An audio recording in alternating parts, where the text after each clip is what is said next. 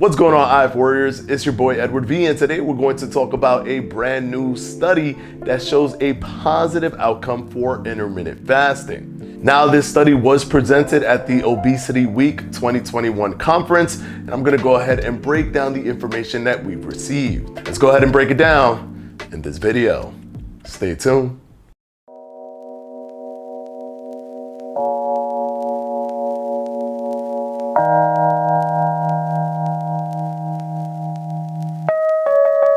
Now, just so that you are aware, this study was run by Paul Asiero and colleagues. Now, is there a conflict of interest in this study because Paul Asiero pushes protein pacing? He's an advocate for it. I would say no, because this isn't looking at protein pacing per se, but it is looking at what protein pacing does when you interject intermittent fasting. Now, the study isn't available yet. However, details of the study were presented in that presentation for Obesity Week 2021. Now, if you didn't know, Obesity Week 2021 is an annual conference that's held by the Obesity Society of Researchers and Clinicians, and they talk about studies just like this. Now, this was an intermittent fasting study where they had groups, up to 40 people were involved in the study, and they had people do protein pacing. Now, protein pacing is basically just distributing the protein throughout the course of the day, and they had intermittent fasting groups take in protein 4 times a day. And that was the protein pacing that they would do.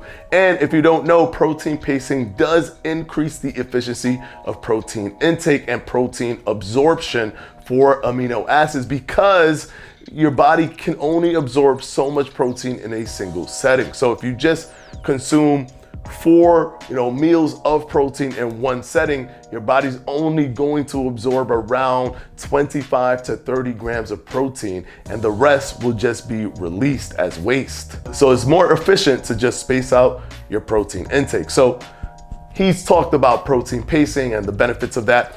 But here's the thing, they had other groups who did not do intermittent fasting, who just used a normal diet protocol, and they were roughly eating the same amount of calories as the intermittent fasting group that was consuming protein. Now, a few things to note here.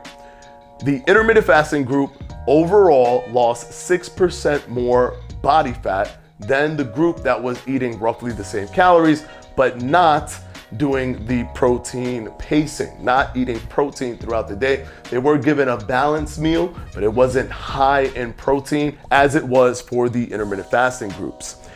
And in that respect, it is easy to understand how that discrepancy in terms of the 6% body fat reduction for the intermittent fasting group can be seen regardless of the intermittent fasting. For one, protein in and of itself has a higher thermic effect, up to 30%, while carbs has the second least, which I believe is 15%, 10 to 15%, and fats has even lower than that, something like 2 to 5%. So if you're eating more protein, your body is going to require more of those calories to break that down. So if it's 30%, 100 calories of pure protein, you're only going to really absorb 70%, because 30% is going to be used as the energy to break down those 100 calories of protein. So just to make it easy. And then for carbs, same thing, 115% of that. So with carbs, 85% of that will be absorbed, while the 15% will be used to break it down. So just so that you're clear with the thermic effect. So even if you were to make the calories the same, you can see how someone with foods that provide a higher thermic effect over time will probably lose more weight because they will have more of a caloric deficit. But there was an interesting thing that was viewed in this study. They gave participants the ability to choose to do either 2 days of fasting, the 5-2, or the 6-1, which is just picking 1 day of fasting for the first 4 weeks, before they all had them just do 1 day of fasting. Now, this is the 5-2 model. If you don't know what it is, it's basically you eat at really reduced calories or no calories at all for 2 days out of the week, but the rest of them you just eat normally. And they were still instructed to take protein 4 times a day, except for, of course, those 2 days that they were fasting or 1 day that they were fasting. But even though the calories were the same, so far from what we've been told in terms of the study methodology, the groups that fasted for 2 days instead of 1 lost 27% more abdominal fat than the normal diet group. And they lost more fat than the other intermittent fasting group that didn't decide to do 2 days of fasting and just decided to do 1. So that is an interesting caveat, because both of those groups of intermittent fasting had the same protein intake. Now, they were given the recipes and they had to do it at home, but there was a consistency which shows a link between how they are doing their intermittent fasting protocols versus those who were just doing 1 day of fasting for the first 4 weeks. This does show an interesting link to the more you fast, the better. And this also kind of combats that study that showed that those who did intermittent fasting lost more lean mass or fat-free mass, which is part of your muscle, and showed that muscle was reduced.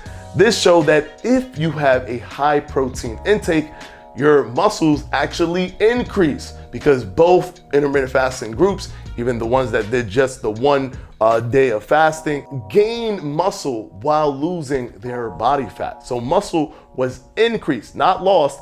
Even though they had 2 days of fasting, muscle was still increased in that group, and increased more than the normal diet group. Now, keep in mind that muscle that you build is also helps with your lean mass, and your lean mass is the primary driver for your metabolic rate.